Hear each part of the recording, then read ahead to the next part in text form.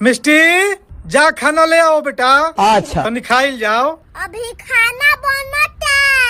लो है गैस भरा गुल तबो खाना लेटे बनता। अभी बता दे भाई।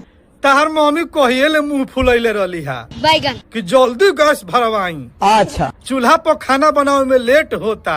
चूल्हा के धुआं लगला से मुंह करिया हो जाता। अभी बता दे भाई। अब तो गैस भरा गुल नू। अब खुश बाड़ी नू तहर मम्मी। हाँ सब ठीक नु बा। ठीक है बा। क्या बात कर रहे रे बाबा? फिर कुछ भइल है का हो? दादी कहत तारी नु जो कही दे अपना मतारी से अब गैस पर बढ़िया से खाना बनाओ। चूल्हा पर खाना बनावत ललहिया तो कर मुंह करिया होत ललहा। अब गैस भरा गइनु अब गोर हो के हीरोइन बन जाओ। कहे दादा गैस भरवावे खातिर रोज हमला छाती पे चढ़ के नाचत ललहिया। हम जानती कि ऐसा नहीं तब यह हवे न कोई लहती। अच्छा जाए तो वाह ये सब बात बंद करो।